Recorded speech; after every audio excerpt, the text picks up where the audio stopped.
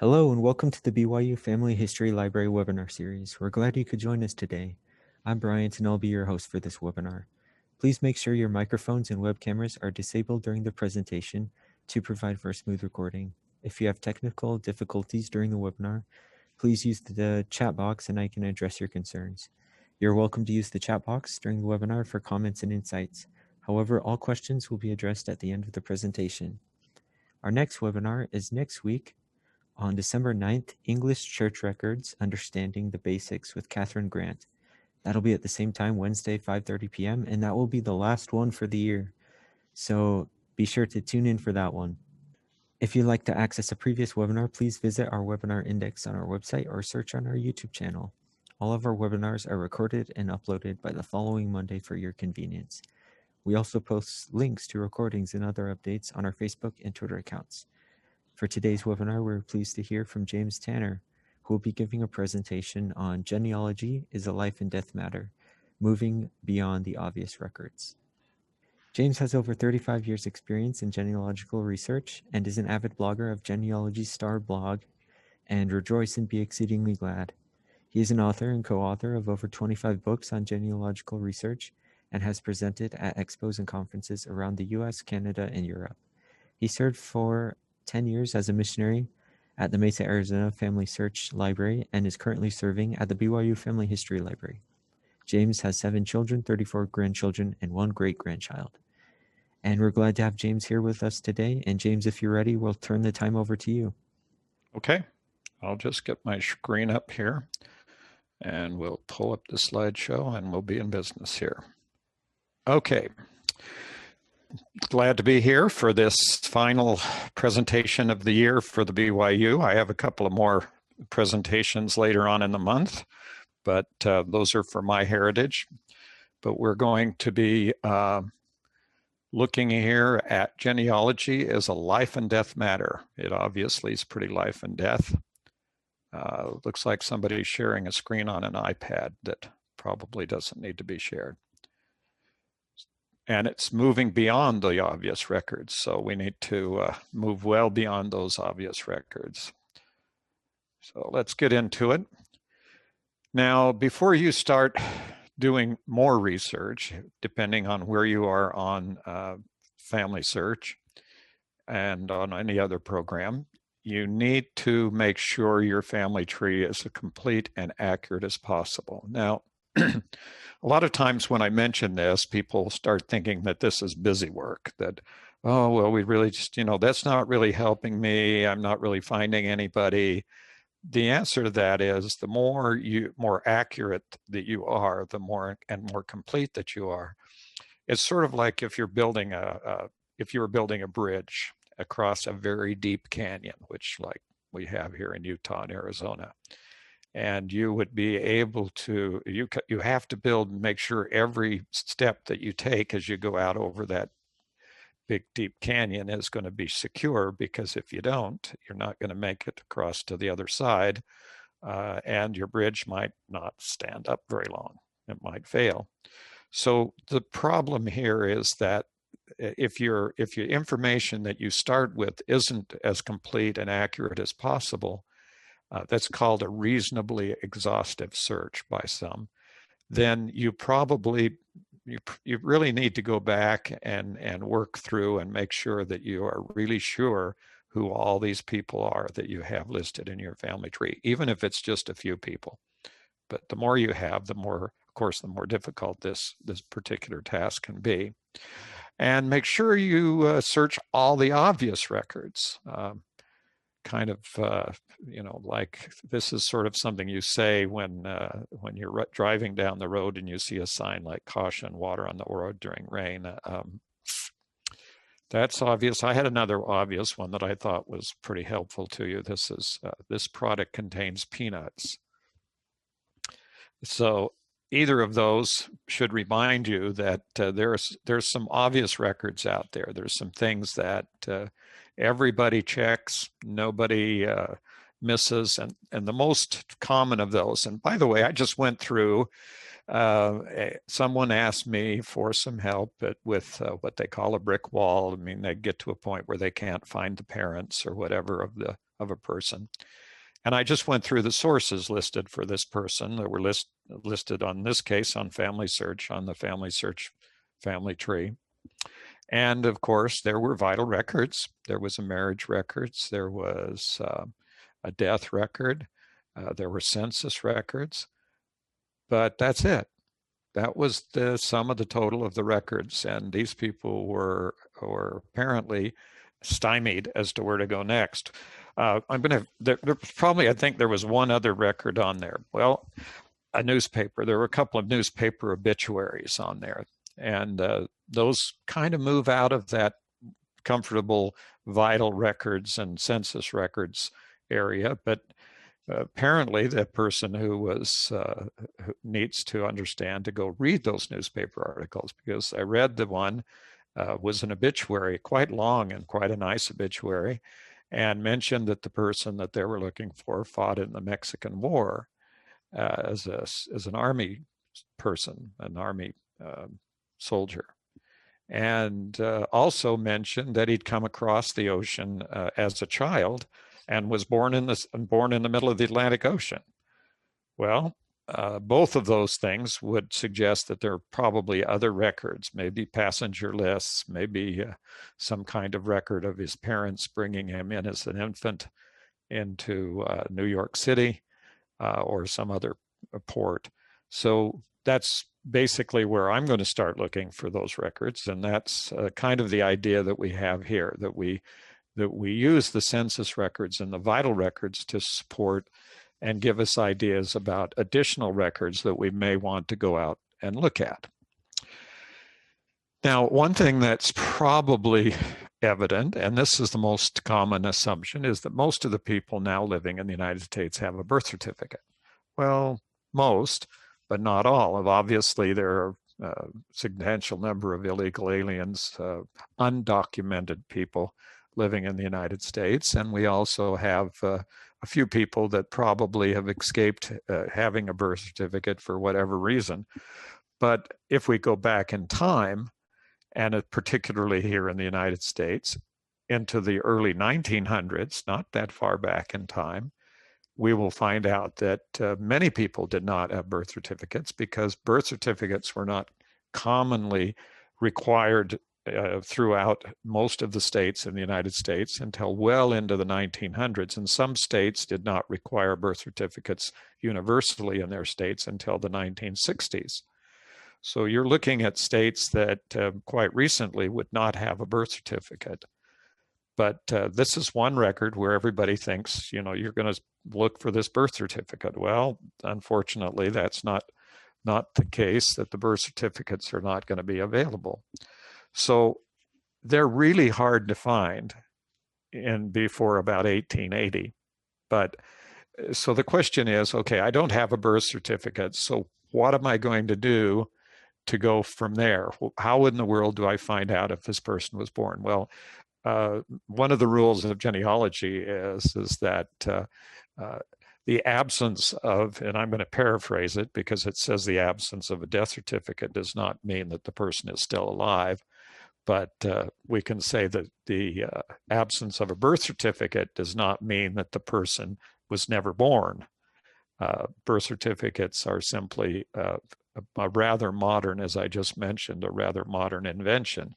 So we're going to really have to go to lots of different records. So how do we do that? Well, fortunately, there are a lot of people out there who have created lists of substitute records. This particular list is on the Family Research Wiki, which is under the search tab on the top of your Family Search website. So if you go to familysearch.org and click on the on the search tab, you'll get the Research Wiki, and then look for substitute records, and you can find this list of substitutes records with birth information. So this would be what it looks like up close. You can see that you can find a death record, may give you the birth date of the person, Social Security applications, and the death and the Social Security death index can give you a birth date. People had to fill out an application form for a Social Security account going back to 1936. And at the time they did that, well, 37, but they began the applications. And so if you find those, you can look at their applications, and they have to fill in their birth date. That's one thing that they were required to provide. Census records give you an approximate birth date. It's usually off at least 1 year, even if it seems to be exact. But it's depending on the time and of the person's birthday. The date of the person's birthday is as compared to the date of the census. So if you look upon the census at the top of the date of the census date, there was an official date for every census. And so that date is the date that the census was taken, even though it was not taken on that date. So it gets a little confusing, and you can assume that census birth records are a little bit off. Cemetery records very commonly include the birth record. Church records are probably the best place to go for a birth record, except you'll find that in many churches, they did not record the birth date. They only recorded the baptismal date, the christening date of the child.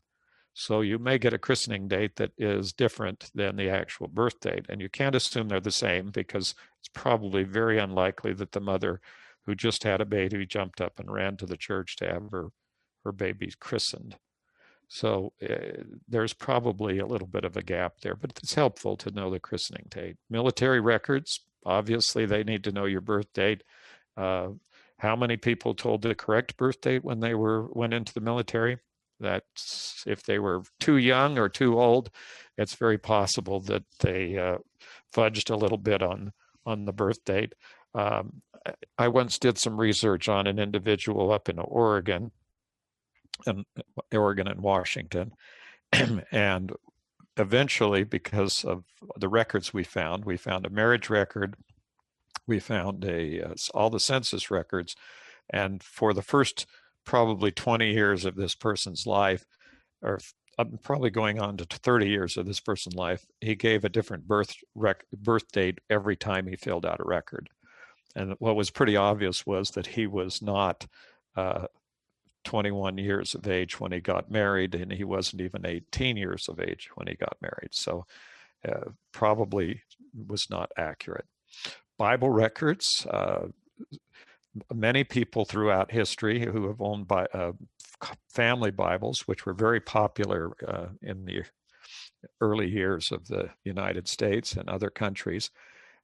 People went around selling Bibles, and one of the draws of the Bible was that they had a place somewhere in the middle of the Bible or at the front or wherever where you could fill in family information of all the marriages and births and deaths in the family. And many people did that.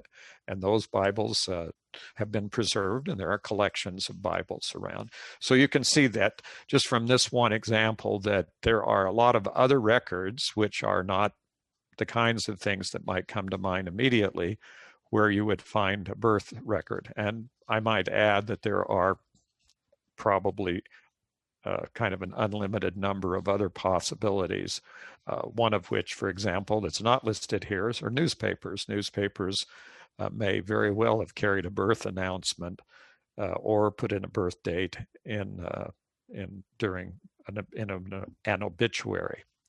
Okay, so let's move on. And one other thing we know about the obvious records is that from 1850 to the present, most people in the United States are included in the federal census records.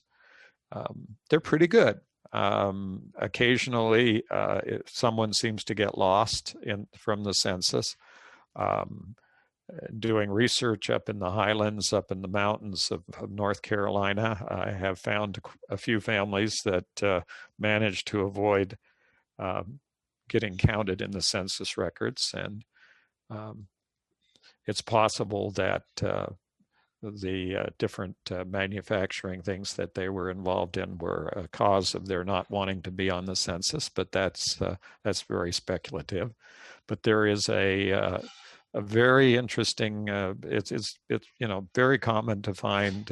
It's possible one person may drop out of one census, but it's pretty unusual to find a person who avoids the census from between 1850 and the and the present. Before 1850, of course, you know that the U.S. Census records recorded only the,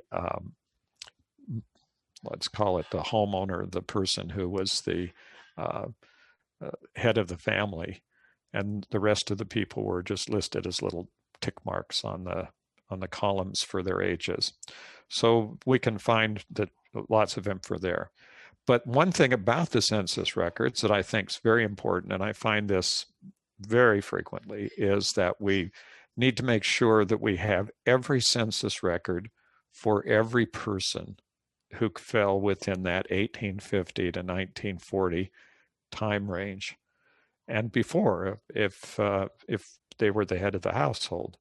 But so every person, and that for me, that was before computers and before all these programs were digitized and online. That was a major undertaking. That took me to even do one family was quite a bit, because you had many years of census records to go through. But today, it's rather most of the census records that are available are going to be suggested if you have your family tree on one of the major websites. So that's going to be one of the most common things that come up as a record match or record hint, is a suggestion for a name in one of the years of the U.S. Census. So it's not as difficult as it was, but it's still just as important as it ever been to make sure that. Now, why would I want to do that? Well, it's because we are creating a panel. What we're trying to do here is create a pattern. Each family has a certain pattern. They have a certain pattern of names. They have a certain pattern of ages. And that pattern then is something that you go look for when you go to look for other records. And if you don't have all of the records that are readily available, then it makes it more difficult to find the records that that are not as easily found and easily incorporated into your family tree. So where do I look next? Just like that chart that I showed about birth records, there are also charts of records that show sources and suggested sources of where to go last. And this is called a genealogy source list or checklist. When I first started doing genealogy many years ago, I relied on these heavily because it didn't come to my mind immediately where I needed to look. And if I knew that there was a checklist like this, then I could go out and find all these different kinds of records and figure out where they were. Now, today, it's not that difficult to find at least some of the records, not all of the records, but some of these records are quite easy to find. Just basically going to the lists of records that are available on the various websites. So for on Family Search, for example, Family Search has a catalog, and the Family Search catalog lists all the categories of records plus all of the available records for every location that they have. And that's duplicated on all the other big websites. On Ancestry, they have what's called the card catalog, and that card catalog lists all of the records. On Find My Past, they have a list of all the records. And they also have the same thing in the list of records on MyHeritage. So you can go in and see all the different kinds of records that are available. And if you just start searching every type of record for your individual.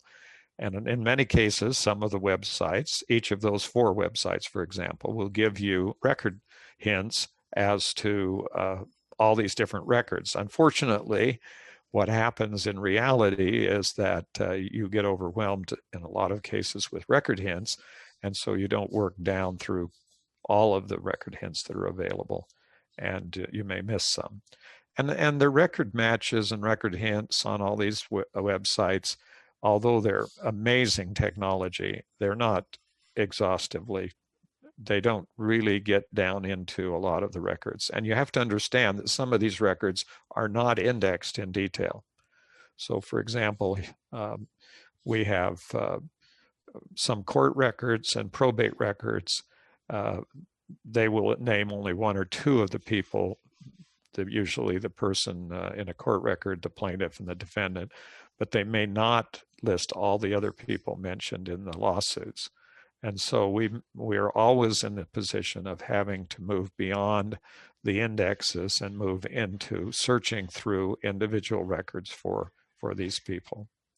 And there are some records that are now coming available that are extremely valuable. Some of the compiled sources like city directories and most recently yearbooks for all the schools in the United States. Those kinds of records are coming online now and searchable. So they're also very helpful. For example, if you found somebody in a yearbook, pretty much you're going to be able to guess what year they were born in because they're looking at what year they were in school. So there's, and they'll also have a place. And that's what's important about the city directories. You'll get a place. So genealogically significant records are created at or near the time of an event by someone who witnessed the event or had a duty to report it. Okay, this is the definition of genealogically significant records. They are records that have been preserved. They have to, obviously, if they weren't preserved, you wouldn't be able to find them. But they're preserved records, and they're genealogically significant, meaning that they actually were created by someone who witnessed the event or had a duty to report the event. I'm just going to say that probably about 5 times, and then you'll begin to understand what I'm saying. So let me give you an illustration, a birth date. Okay, child is born. Who's there? The mother is there. Okay, that's the first rule of genealogy. When the baby was born, the mother was there. But who else is there? We don't know. We have no idea, no way of knowing who was also present at the time of the birth. Who gives the birth certificate information for a birth certificate? That's a good question. In many countries of the world, like in Mexico, if you were working on Mexican and Spanish language records in Mexico, and primarily church parish registers or civil registration records, the person who gives first of all, the church records seldom have the birth date, unless the priest was a very good record keeper. On the other hand, the people who were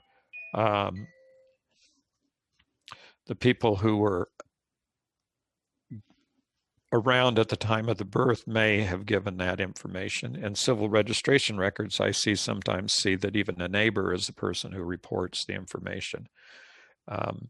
But here in the United States, it's generally a family member.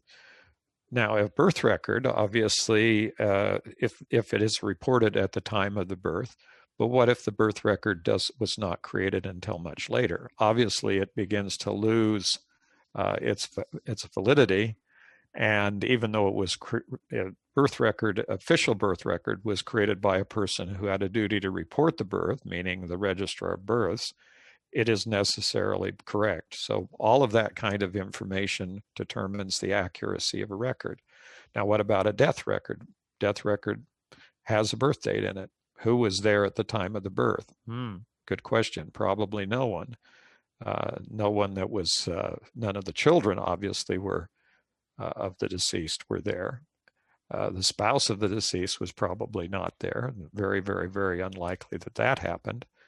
And so there's probably no, there's just, you just need to look at these records and then not only go to where they suggest, but also be aware of the information that how reliable the information is to those, as those records are actually produced out there in the real world.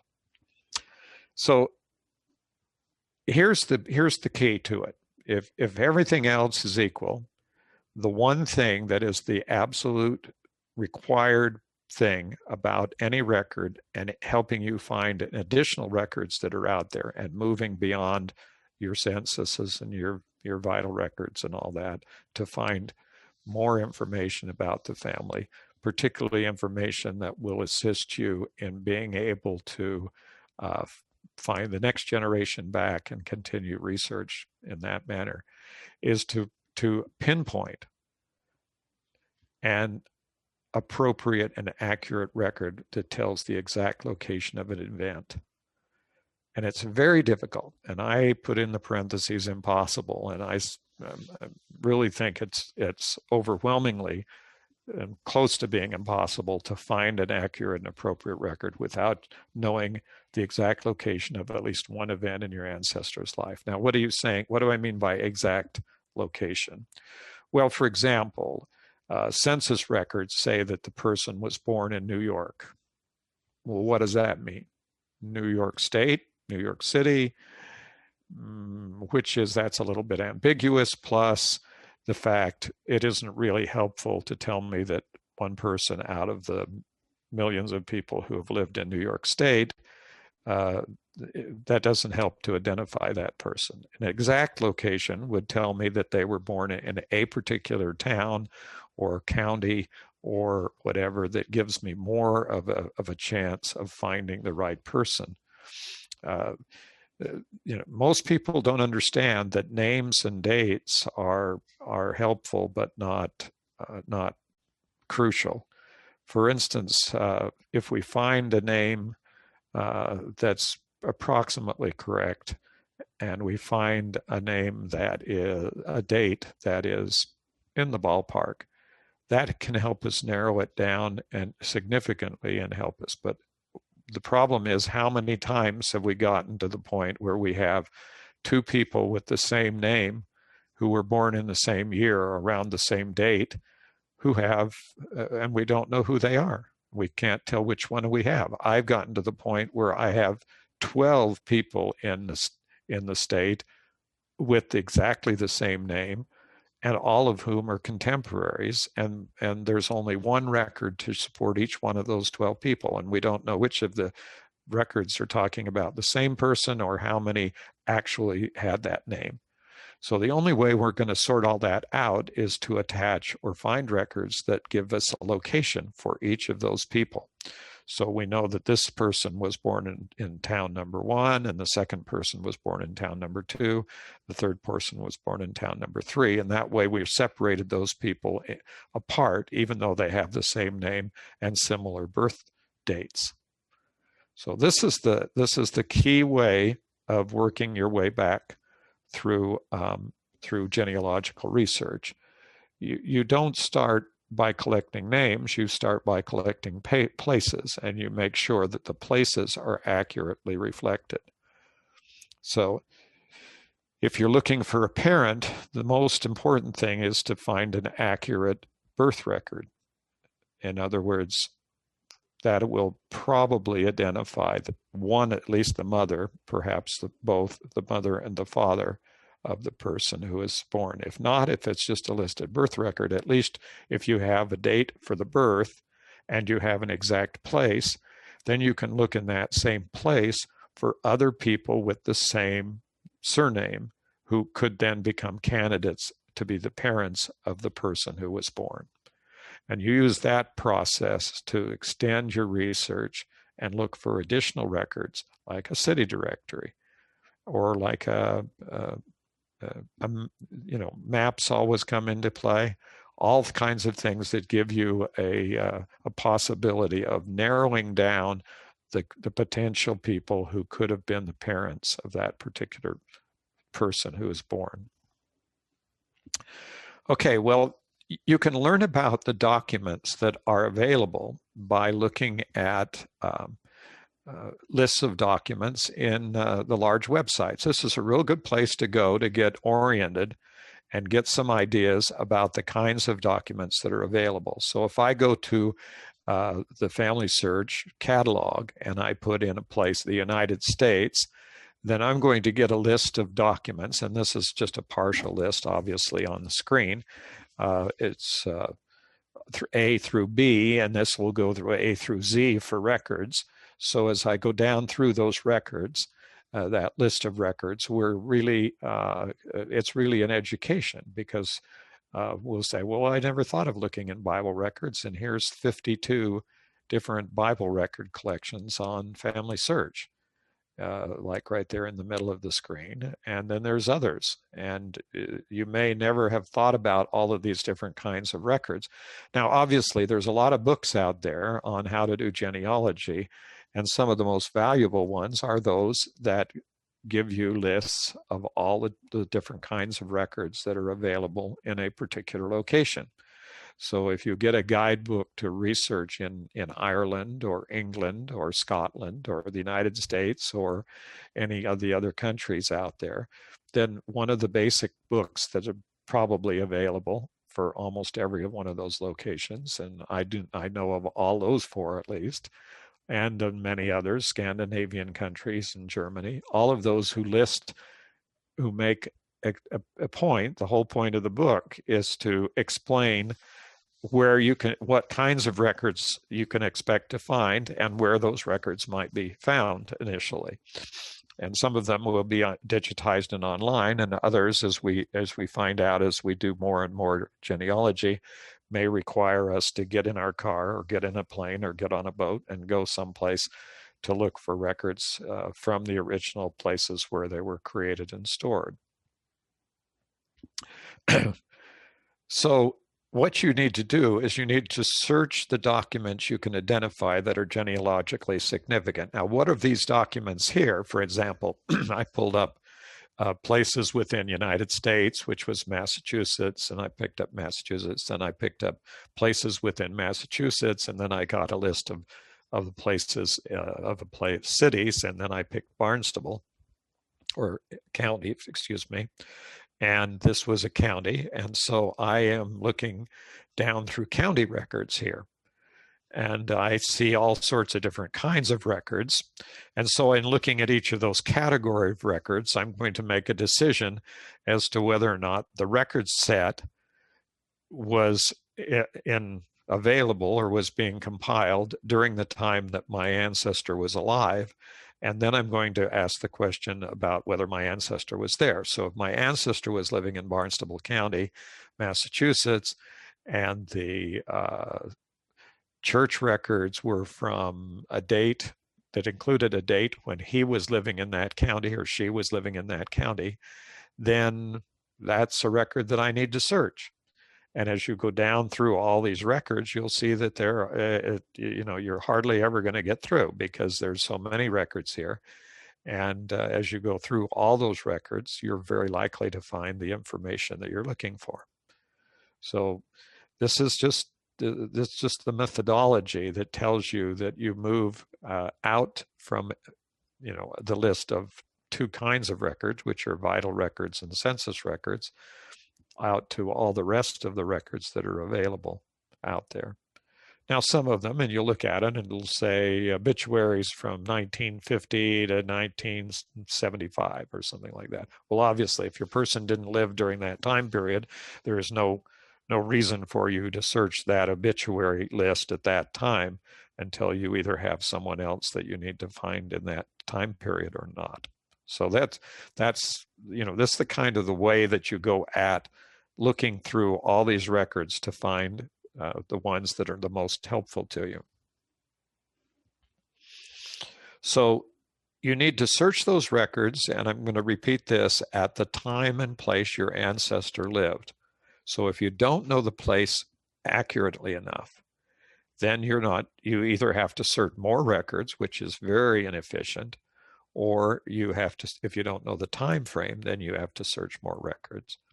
So if you have an about date and you say, well, my ancestor was born between 1750 and 1770, so you have 20 years in there. And then you say, well, he was born probably in Massachusetts. Well, are you going to search all the records for Massachusetts that fall within those 20 years for your person? Unless you can find more specific place information, then that's really what you're going to end up having to do. That's the only possibility. You haven't discovered a parameter. So what you're focusing on when you do this is you want to focus on and look at the records that you already have and see if what you have limits the search in any way. Okay, let me give you an idea of what this is talking about. So let's say the only record I find of my ancestor back in the early 1800s is a marriage record. And it says he was, and his wife were married in 1810, and may even have an actual date, say April 17th of 1810. Okay, well, okay, now we have a year, but we know that these people got married, and we can make some assumptions because genealogy and genealogical research allows us to make some kinds of assumptions. There are a number of these, but one of them is that these people during that time period, and you need to do a little bit of research to see, say, at what age did people get married if they got married in 1810? And you do that kind of research, and then you see, well, okay, they were usually between the ages of 18 and 24. More people got married when they were about 22 or 23 during that time period than got married much earlier. How old was the wife of the person, the husband?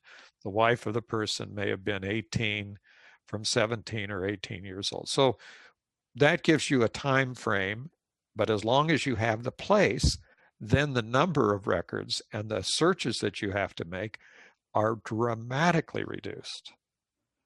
So you have not 20 years of, about getting married, but about records. You have maybe 3 or 4 years of records that would be most helpful. And you might want to extend it a few records on either side. But if you have the place, then you may narrow down because that there only may be a certain amount of records available.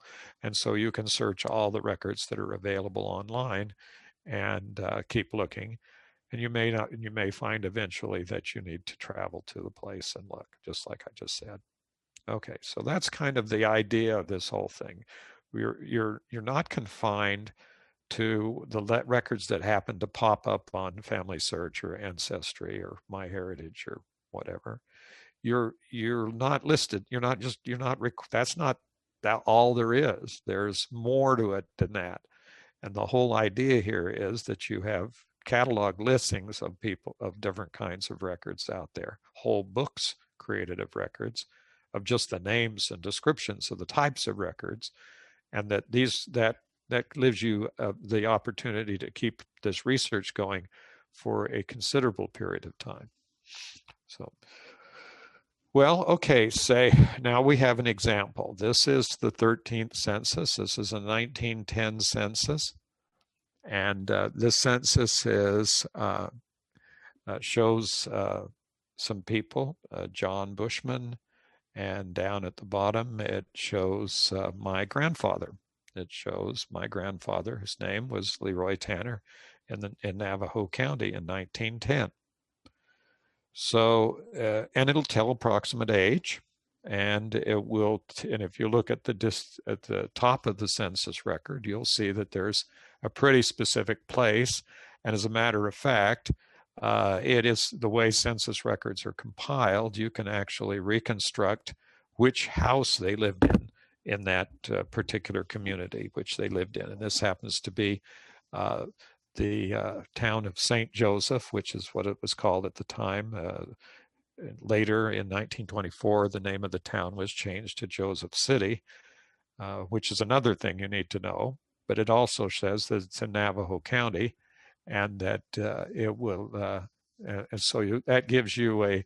Not only does it give you a name, and it gives you a date that the person was in that, it gives you a fairly specific, in fact, really specific, because St. Joseph or Joseph City was a very small town. And so that gives you a very specific place to start looking for information about your family and about that person. So first of all, we look further. All that gave me was an approximate date. But if I look further and I find his draft registration card, then the census gave his age in 1910, but the draft registration card gives his exact birth, which is January 12th, 1895. So he was born on January 12th, 1895. How do we know that? Because he filled out this form. And he's probably one of the better people to list his actual age. And when he lists his age as 22, you find out that he's certainly not in the category of people who would be lying about their age to get into the Army. So when he filled out this form, of course, it gives a lot of other information that's helpful, that he's a natural born citizen, that he was born in St. Joseph, Arizona, and that he's a citizen of the United States. And so you're going to find voter registration records, you're going to find tax records, you're going to find, of course, his military records if he ended up in the Army, which he did end up in the Army, and all of the other things that just go on with that. So you're looking at quite every record that you look at here, the census record suggests a whole stack of other records. And when you find something like this draft registration card, that then suggests another big set of records, because you have all sorts of records out there that a person who was a citizen of the United States in 1910 would have had listed. So this is the date that this was filled out was, let's see, we can go back and see if that actually shows up. So the question is, when was this? June 5th. And we would need to look at more of these records to figure out which year, because it would be whatever year this record was created. And when the draft was, which was around 1918, back in World War I. So we're probably looking at, but you can tell the date here because he was born in 95 and he says he's 22 years. So just add 22. 1917 would put him in the time when the draft was ramping up in the United States. Okay, so here's his enlistment record. Okay, and there's a whole story going behind this enlistment record. When I started doing research many years ago, I knew from family stories that my grandfather had fought in World War I. He was a veteran of World War I. And so I went out and started looking. When I became interested in genealogy, I said, well, I wonder what military unit he was in. I wonder what kind of information we could find about him in the military. And it turned out that that was not as easy as it sounded, because I didn't have digitized records and I didn't have access to all of that information online that we have today. And so it kind of waited until more records became available and more records became online. And then it still became a mystery, because the unit that was listed that he was apparently in was not an Army unit. He didn't show up on any of the lists of people who fought in World War I. And so finally, well, where this came from, actually, this particular document, after I'd done an extensive amount of search and had finally cracked the code of what had happened, I thought, about how he'd been in the Army, is that I found some, when my father passed away, he left me some boxes of records. And in going through the records that I found from my father, my father obviously did not know or remember that the records were there. And and I found his enlistment record. This is a record of where he served and where he was in the Army. And it turns out that he gives his enlistment and discharge dates, his occupation, and his marriage status. There's a lot more information about him. And I found out that he was not actually in the regular Army. He was in a National Guard unit that was mobilized for World War I. And it turned out that he probably never really fought in the war, because he never if you look at the dates, he wasn't mobilized and until probably about a month before the end of the war.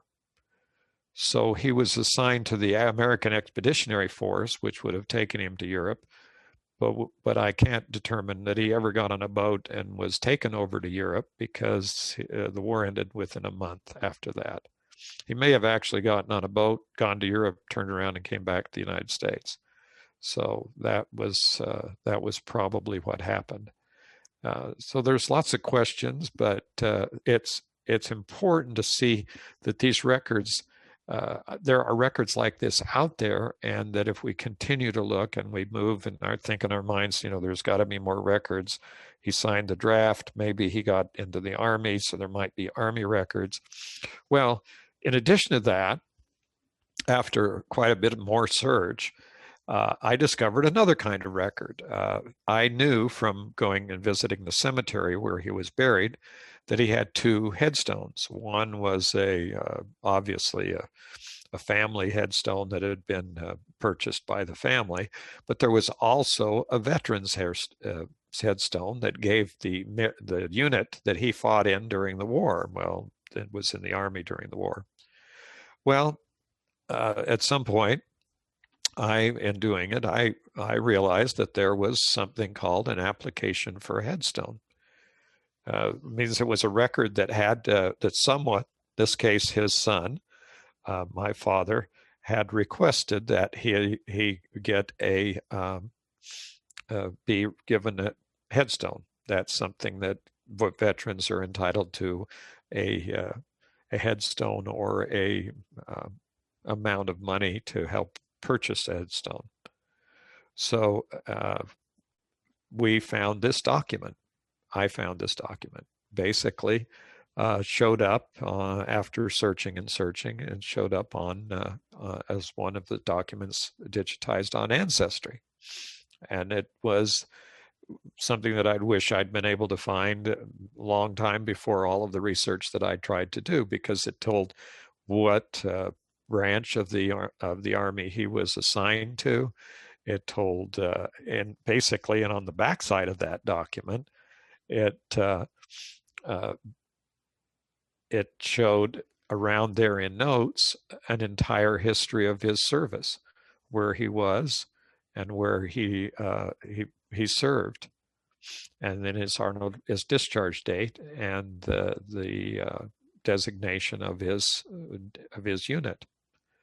And you can go beyond this. So this document's going to suggest a lot more, because we know if you start getting into genealogy and learning more and more about records, you'll realize that the various infantry units and various units across the world of the various armed forces, and not just in the United States, but many other places also, all have a military history, and that there is probably a written history for this particular military unit, which exists someplace in the United States. So you could continue to go on even further than you do it. But this is the kind of thing that you will find if you begin to use that process of saying, oh, well, Leroy showed up in the census record, and it was in the 1910 census record. And he was the age of a person who, by 1918, at the time of World War I in the United States' participation in 1917 and 18, when they were beginning to get into the war, would have been someone who may have served in the Army. And so if it suggests, the census record suggests military records, then I found the draft registration record, which even gave me more information that he may have served in the Army. And then after additional research, we find additional records, and eventually find, either through family or searching in original record sources or many other places, you may find those records that substantiate his involvement in the military, which gives you a lot of stuff, including a physical description of the person. Okay, And I would also suggest that you don't forget city directories. We, in this modern age, have almost entirely abandoned the traditional directory. Those of you who are older out there will probably had or used a phone directory, a telephone directory. If you're old enough, you may have actually used a city directory. City directories were around for many, many, many years before telephone directories. City directories listed all the businesses, but it also gave you an alphabetical listing of all the people in various parts of the city. So as you look down through the list, you should be able to see the names of all the people who lived in a particular town. In this case, this one is for Phoenix, Arizona. Nope, actually, this one is for my father, and I found him in Salt Lake City in this particular directory in 1942 when he was attending the University of Utah, and we now have his address. It says he was an instructor, which means he was a teacher of some kind, probably working at the university as a professor, assistant, or whatever.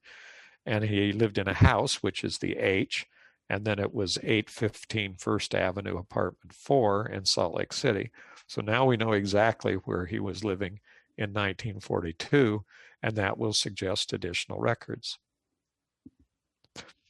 Now, another thing to understand is that books are still helpful.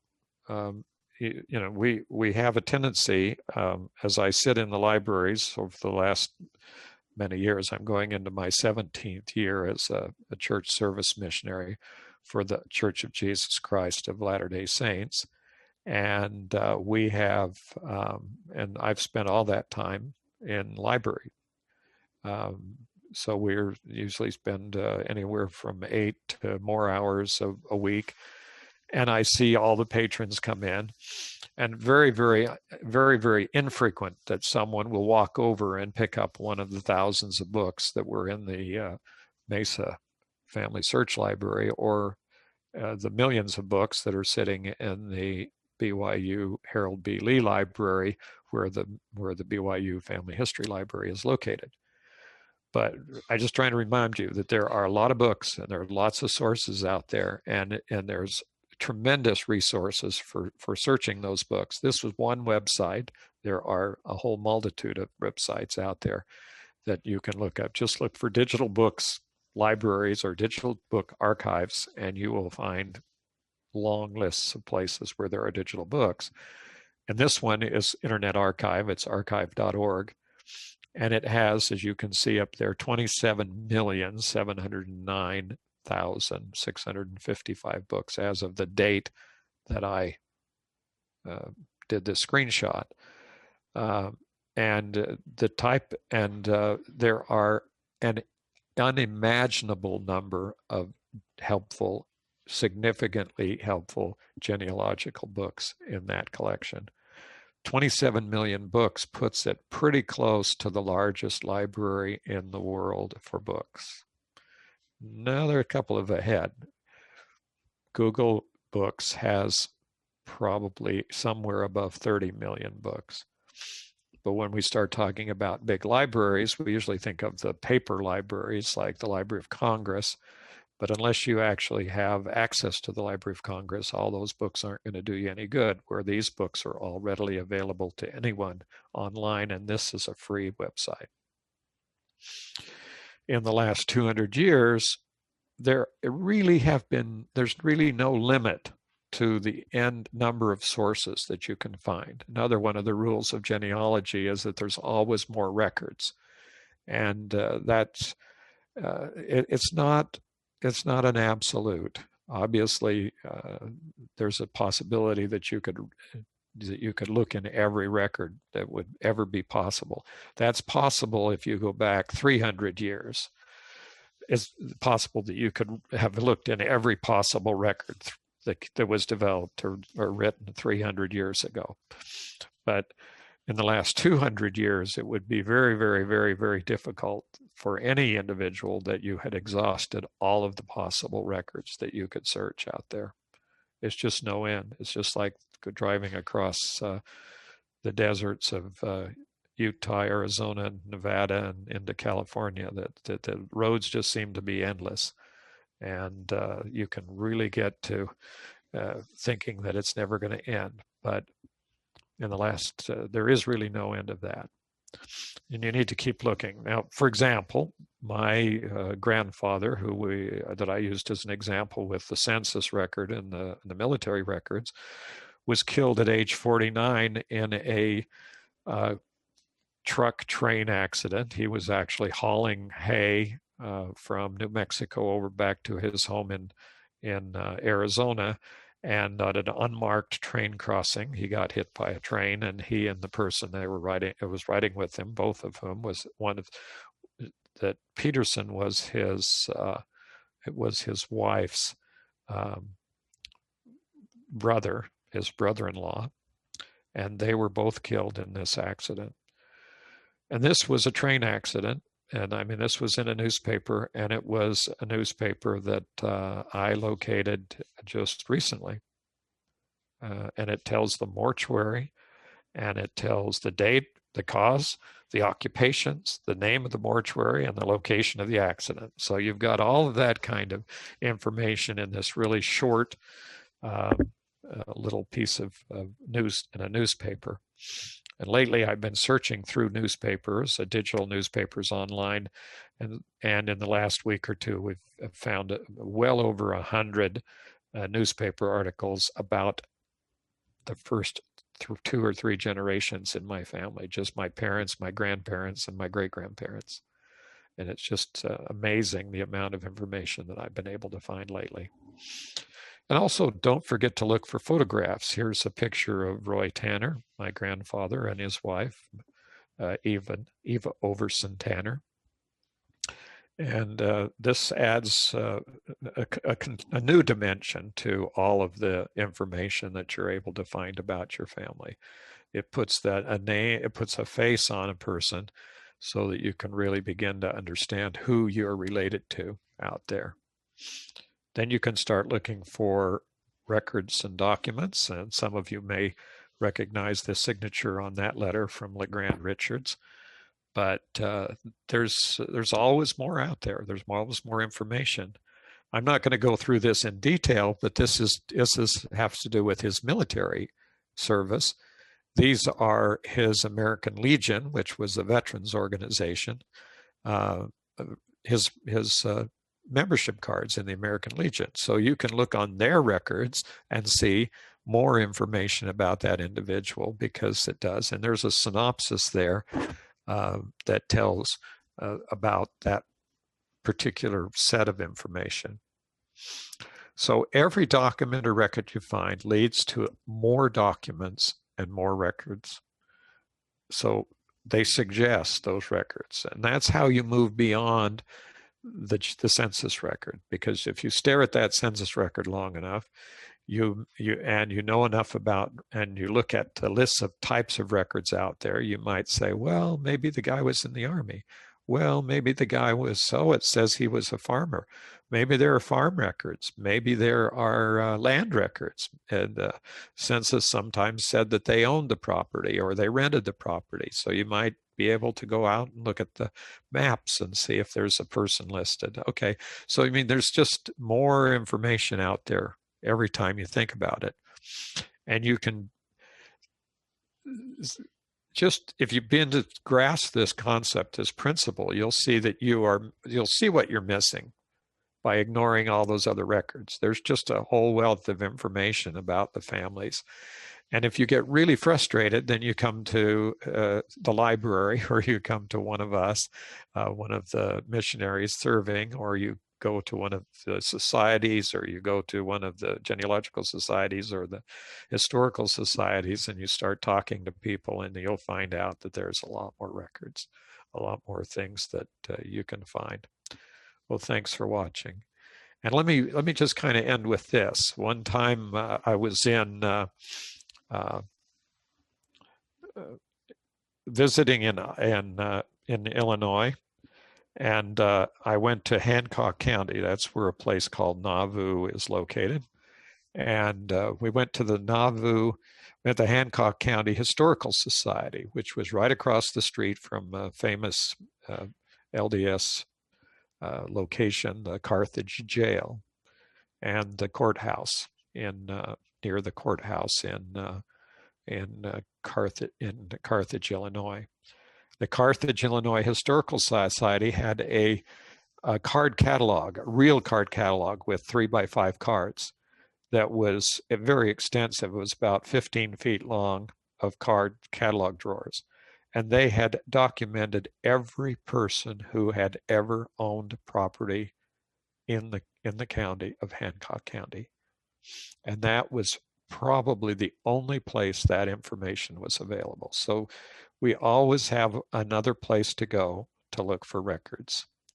Well, thank you for coming to, and do we have any questions? Awesome. Thanks, James. If anyone from the audience has any questions, please post them in the chat box and James can answer them. Okay, let's see. Let's pull this out so I can actually see what's going on here. It looks like there aren't any questions so far. We'll give another 5 or 10 seconds.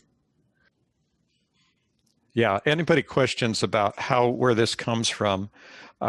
These are recorded, and just to remind you that what Brian said at the beginning, these are recorded and put up on the BYU website with links, and also on the BYU Family History Library, the BYU Family History Library website, and also the BYU YouTube website, youtube.com.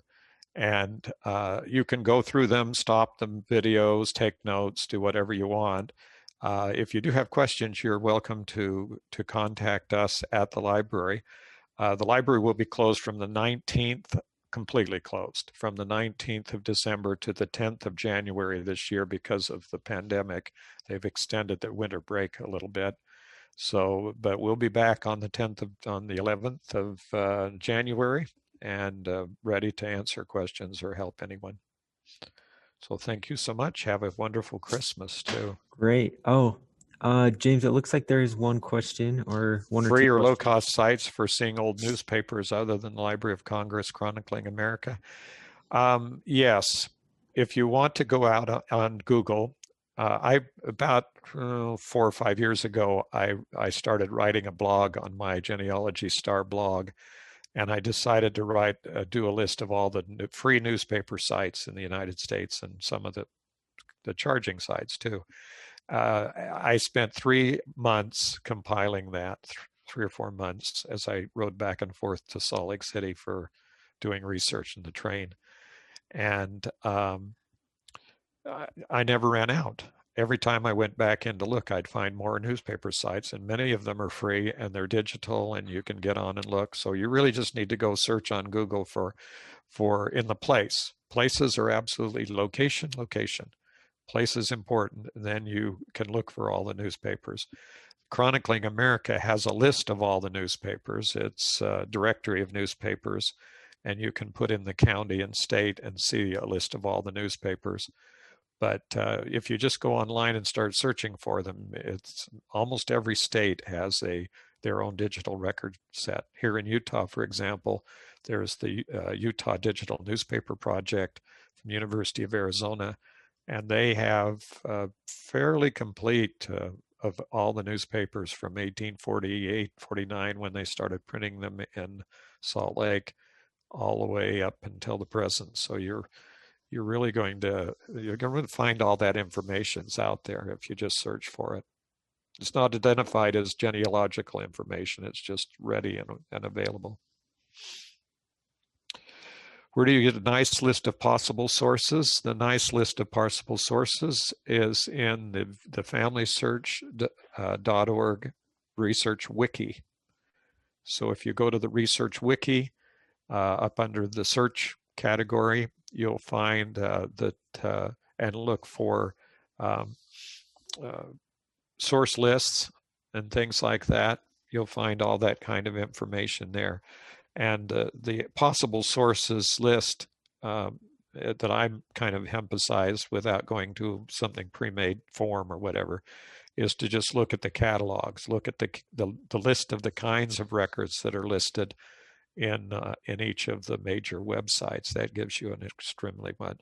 There's a number of books out there, like I said, for most of the countries. The United States here, there's some really good books out there listing all the different records. The basic one that everybody talks about and uses is called The Source. That's it. Just look up genealogy and The Source, and you will find. Also, you'll find that Ancestry has that entire book in their wiki, the Ancestry wiki. And if you look for the ancestry.com wiki, and then you'll get a link out to their wiki, and you'll find that all that kind of information.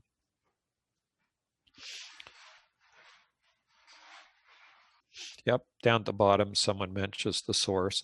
The red book is good for telling you where the records might be located in the various counties, except it's getting fairly out of date now. So, but it's a good indication of where you can start looking, and it's nice. Also, good idea to just get on the phone and call people. It's helpful. If you want to know about court record, call the court, ask them where the records are. That's the simplest way to do it. Got some long stories about that. Anything else? Did I miss something? Great. No, I think that's all. Well, thanks so much, James, and thanks everyone for joining us today. Okay. Thank Awesome. you. And just a reminder about our webinar next week. It'll be the last one for the year, English Church Records, Understanding the Basics, and that'll be with Catherine Grant at 5:30 p.m. And so be sure to join us for that. Hope to see you there, and have a great day. Okay, thank you. We'll see y'all. Merry Christmas too.